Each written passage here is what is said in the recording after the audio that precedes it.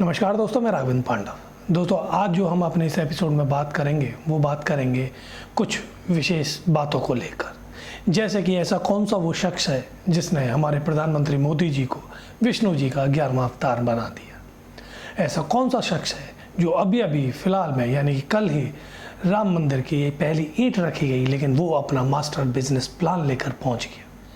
हम ये भी आगे आपको बताएंगे कि ऐसा कौन सा वो शख्स है जो बाबरी मस्जिद को अपना हैशटैग लगाकर नफ़रत की आंधी में झोंकना चाहता है देश की जनता को।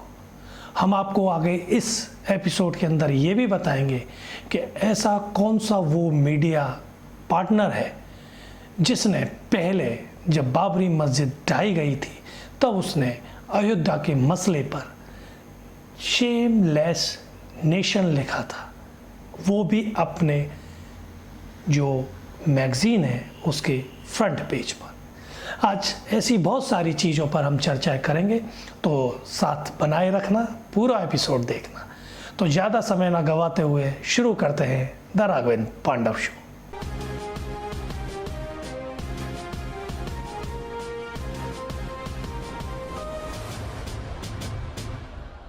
दोस्तों, सबसे पहले तो मैं आपसे ये कहना चाहता हूँ कि थोड़ा सा कुछ लोगों को इस वीडियो से परेशानी हो सकती है। मतलब मेरा कहने का साफ तौर पर यह है कि भक्त लोग कृपया इस वीडियो से दूरी बना कर रखें, क्योंकि ये उनको हजम नहीं होने वाला। अब बात करते हैं हम सिलसिलेवार तरीके से। तो जैसे मैंने आपको बताया कि एक ऐसा बंदा है जिसने मोदी जी को 11वां अवतार बना दिया। दोस्तों, बिल्कुल आप प्रेम कर सकते हैं किसी से भी, किसी से मोह माया, ये किसी से भी हो सकता है, लेकिन इस हद तक कि किसी भी आदमी को भगवान की उपाधि दे दी जाए। माँ बाप के बाद मैं नहीं समझता कि किसी को माँ बाप की उपाधि दी जाती है, और माँ बाप भी इसलिए क्योंकि उन्होंने जन्म दिया होता है। लेकिन किसी व्यक्ति को एक राजनीति के तौर पर एक अपने अलग ही अंदाज में आप उसे पसंद करने लग जाते हैं और उसको इस कदर अपने ऊपर हावी कर लेते हैं कि आपको देश दुनिया में कुछ नहीं दिखता, सिर्फ वही शख्स दिखता है। और दोस्तों, ऐसा ही एक वाक़या आया कि इस शख्स ने देखिए अपने ट्विटर हैंडल से अपने अकाउंट में क्या लिख कर भेजा है कि मुझको तो ऐसा लगता है कि माननीय प्रधानमंत्री जी एक इंसान नहीं, ये विष्णु जी के 11वें अवतार दिखते हैं। और दोस्तों, ये जो महानुभाव है, इन शख्स का नाम है अवधूत वाघ, जिन्होंने अपने ट्विटर अकाउंट से इस पोस्ट के माध्यम से बोला है कि विष्णु जी के 11वें अवतार माननीय श्री नरेंद्र मोदी जी हैं। तो दोस्तों, ये तो बात थी अवधूत वाघ की। ऐसा ही एक और शख्स है जो कभी भी किसी भी मौके को नहीं जाने देता। जी हाँ, हम बात कर रहे हैं ऐसे शख्स की जो अपना बिजनेस मॉडल लेकर पहुंच गया अयोध्या की नगरी में, जहां प्रधानमंत्री मोदी जी ने कल ही एक ईंट रखी थी राम मंदिर की। लेकिन उस ईंट के साथ साथ इस महानुभाव ने अपना बिजनेस पॉइंट ऑफ व्यू को लेकर पहुंचे थे और अपने बिजनेस प्लान की भी एक ईंट रख दी। और दोस्तों, वो शख्स हैं बाबा रामदेव, जो अपने बिजनेस को लेकर काफ़ी माने और जाने जाते हैं। तो उन्होंने वहाँ पर जाकर घोषणा कर दी कि पतंजलि योग पीठ की तरफ से वहाँ पर एक गुरुकुल खोला जाएगा। बहुत अच्छी बात है, लेकिन ये बात समझ में नहीं आई कि अयोध्या नगरी में अभी श्री राम जी के मंदिर की सिर्फ एक ईंट ही अभी रखी गई है और आप तुरंत पहुँच गए अपना बिजनेस प्लान लेकर गुरुकुल। जबकि गुरुकुल आपको तो बहुत पहले ही खोल देना चाहिए था।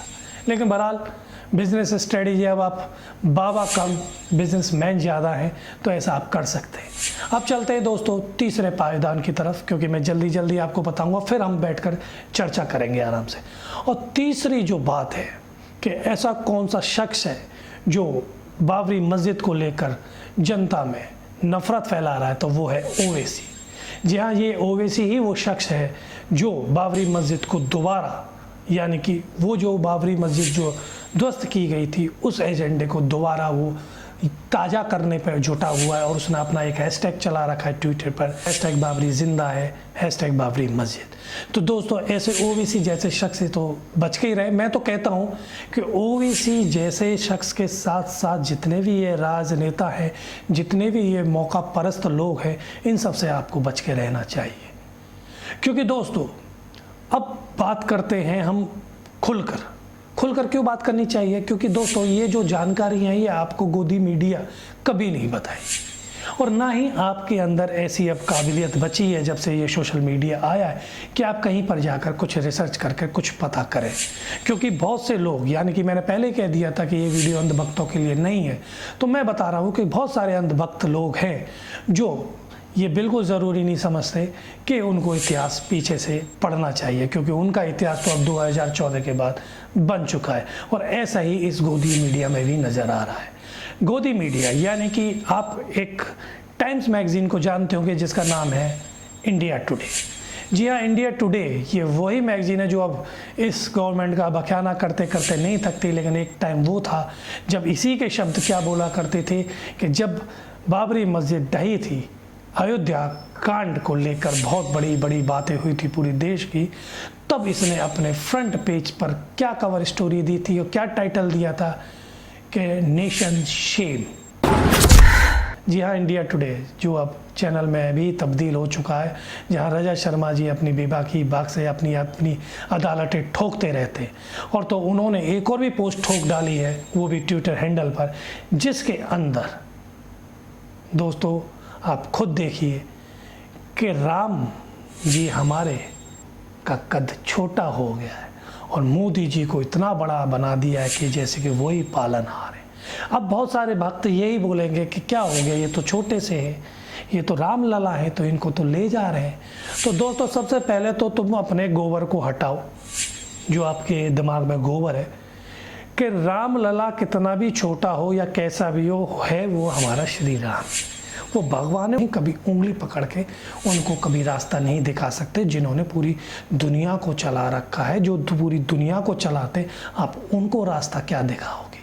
तो सबसे बड़ी बात तो ये है दोस्तों कि इस पोस्ट को जो शेयर कर रहा है वो वास्तव में इस संस्कृति में, यानी कि वो हिंदू कहलाने लायक ही नहीं है। और दूसरी बात दोस्तों, आपने रामायण भी देखी, आपने महाभारत भी देखी, आपने इस समय जय श्री कृष्ण भी चल रहा है वो भी देख रहे होंगे, और विष्णु महापुराण भी देख रहे होंगे कि कैसे कैसे बचपन में लीलाएं करते हुए भगवान श्री कृष्ण जी, राम जी ने क्या क्या अवतार लिए थे और कैसी कैसी लीलाएं करी थी। मतलब छोटे छोटे बाल रूप में ही उन्होंने बड़े बड़े राक्षसों का नरसंहार कर दिया था। ये उनको रास्ता दिखाएंगे। अगर इतने ही छोटे थे तो उनको गोदी में बिठा देते। दोस्तों आपको मालूम होगा कि अभी अभी हाल ही में कृष्ण जन्माष्टमी आने वाली है, और उसमें हम अपने लड्डू गोपाल जी को लेते हैं, उनको नहलाते धुलाते हैं, उनके पैर छूते हैं, चरणामृत पीते हैं और भोग लगाते हैं। वो भी तो बहुत छोटे हैं। क्या उनके साथ आप फ़ोटो खिंचवा कर उनको आप क्या मंदिर में ले जाओ? नहीं ना। तो फिर ये इतना घिनौना अपराध क्यों करते हो? और यही अब एक सवाल है आप लोगों से कि यही अगर कोई दूसरी पार्टी का, विपक्ष का नेता ऐसा ही पोस्ट के साथ नज़र आता तो आप लोग क्या करते? चाहे वो राहुल हो सकता था, चाहे वो अखिलेश हो सकता था, मुलायम हो सकता था, अजीत सिंह हो सकता था, कोई भी हो सकता था। तब आप क्या करते? जो आप उनके लिए सोचते वही सोच अब वो आपके लिए भी है, तो आपको अपना जवाब मिल गया होगा। तो दोस्तों ऐसी ऐसी पोस्टें आ रही, और इनकी सबसे बड़ी बात तो ये है कि बीजेपी के जितने भी प्रवक्ता हैं, जितने भी नेता बनकर डोल रहे हैं, यही अनपढ़ और भ्रष्ट जाहिल गंवार लोग हैं। इनके पास कोई मुद्दा नहीं है, कोई चीज़ नहीं है, इनके पास सिर्फ यही चीज़ है कि कैसे भी हम चमचागिरी करें और कैसे भी देश में हम फूट डालने की जो कोशिशें हम करते रहते हैं, बल्कि नाकाम हो जाती हैं, लेकिन हम कैसे भी कोशिशें करते रहें, जो ये करते रहते हैं। और दोस्तों बात यहीं पे नहीं थमती है, अब आ जाती है बात क्रेडिट की। तो अब मैं आपको क्रेडिट बता देता हूँ कि आखिर में ये क्रेडिट किस पे जाना चाहिए। तो मैं ही नहीं, मैं तथ्यों के आधार पर ही बोलूँगा। तथ्य लिखावट में झूठे हो सकते हैं, किसी साइट पे झूठे हो सकते हैं, लेकिन सुब्रमण्यम स्वामी जो कि बीजेपी के ही नेता हैं, उनके अनुसार उन्होंने खुद क्रेडिट दिया है कि जब उनसे पूछा गया कि आप किसको क्रेडिट देना चाहेंगे, तो उन्होंने सबसे पहले क्या बोला कि मैं क्रेडिट देना चाहूँगा पीवी नरसिम्हा राव को, राजीव गांधी को, और सर्वप्रथम विश्व हिंदू परिषद के अध्यक्ष जो रहे, जो राष्ट्रीय अध्यक्ष रहे, अशोक सिंघल जी को। इन्होंने इनका ही नाम लिया और उन्होंने ये बोला कि राजीव गांधी जी की वो तो हत्या हो गई, अगर वो हत्या नहीं होती तो शायद राम मंदिर कब का बन चुका होता, क्योंकि उनके अनुसार सबसे ज़्यादा क्रेडिट राजीव गांधी को ही जाना चाहिए, और राजीव गांधी को जाता है तो कांग्रेस को जाता है। वो इसलिए जाता है कि 1985 में ही ताला खोल दिया गया था और 1900 यानी कि 1989 में शिलान्यास कर दिया गया था। तो दोस्तों ये थी हकीकत, ये थी सच्चाई। लेकिन जिन्होंने कुछ किया ही नहीं, यानी कि मैं नहीं कह रहा, सुब्रमण्यम स्वामी ही कह रहे हैं कि मोदी जी का तो कुछ मतलब ही नहीं, उनका कोई योगदान ही नहीं है इस राम मंदिर को लेकर, वो किस लिए अपना श्रेय लेने के लिए पहुंच गए। हमने मेहनत करी, यानी कि सुब्रमण्यम स्वामी बोलते कि हमने केस लड़ा, हमने सारी चीज़ें लड़ी। अशोक सिंघल जी ने मेहनत करी, लाल कृष्ण आडवाणी जी कह सकते हैं, लेकिन वो भी उनका एक राजनीतिक हथकंडा था, लेकिन उन्होंने उनको भी दरकिनार कर दिया। और उन्होंने इतना ही नहीं, सुब्रमण्यम स्वामी ने ये तक बोला कि अटल बिहारी वाजपेयी थे जो एक उनको मुद्दा मिल गया था, और वो इस चीज़ को लेकर चले थे, और उन्होंने ही इस चीज़ को रोक कर रखा था, और उन्होंने इस मंदिर को आगे नहीं बनने दिया था। इस तरह की चीज़ें बनी, क्योंकि बीच में बहुत सारी पार्टियों ने जन्म ले लिया था। मुलायम सिंह की पार्टी, जनता दल, बहुत सारी पार्टी आ गई थी जिन्होंने अपनी अपनी चीज़ों के आधार पर इस चीज़ का विरोध किया। और बहुत सारी चीज़ें तो आपको मालूम होंगी कि बाबरी मस्जिद वाले टाइम पर क्या हुआ था, कितने लोग मारे गए थे जब इस बाबरी मस्जिद को हटाया गया था। दोस्तों बेशक ये मुद्दा 500 साल पहले का है, लेकिन जब देश आज़ाद हुआ उसके बाद से ही राम मंदिर को लेकर तैयारियां शुरू हो चुकी थी उसको बनाने के लिए। 49 से ही जब जवाहरलाल नेहरू थे तभी से तैयारियां शुरू हो गई थी, और ये बनने को ही तैयार था। लेकिन शिया सुन्नी वाला मैटर शुरू हो गया, आपस में सारे सब कुछ हो गए, बहुत सारे अखाड़े आ गए, और उन्होंने अपने अपने मत रख दिए गए। सुप्रीम कोर्ट के जरिए, कोर्ट के जरिए बहुत सारी चीज़ें एक दूसरे के सामने आई। कभी उन्होंने बोला कि इधर अजान पढ़ी जाएगी, किसी ने बोला कि घंटा मजीरा बाजेंगे, शंख बाजेंगे, डिस्टर्बेंस होगा, इससे दंगा हो सकता है, तो इसलिए उन चीज़ों को रोका गया। कुछ समय अवधि के बाद, कुछ मामलों की सुनवाई के बाद इस चीज़ को आगे प्रोसीड करना था, जिसका काम हो चुका था, जो 85-89 में राजीव गांधी ने कर दिया था। लेकिन उसके बाद इन सब जो नए नए पार्टियाँ लेकर आए थे, उन सब की बदौलत ये काम रुकता गया। फिर कांग्रेस पार्टी इस चीज़ से अलग हटती रही, वो दूसरे मुद्दों को लाती रही, दूसरी विकास पॉलिसियों को वो सामने लाई, जो कि आज हम सब देख सकते हैं, जैसे कि हवाई जहाज, mobile, computer, laptop, digital cameras, बहुत सारी हाईटेक चीज़ें वो लेकर आई। और एजुकेशन में भी उसने बड़ा इजाफा किया, मेल्स वगैरह, इंटरनेट, डिजिटल इंडिया तो राजीव गांधी का सपना ही था, जिसको लेकर उन्होंने ये कंप्यूटर टेक्नोलॉजी को आगे बढ़ाया। दोस्तों राम मंदिर बनना बहुत ज़रूरी था, लेकिन आप मुझे एक बात बताइए कि क्या हिंदू रीति रिवाज के अनुसार अगर ये बनाया जाता, यानी कि उसकी ईंट रखी जाती, तो क्या ये हिंदू धर्म के लिए अच्छा नहीं होता?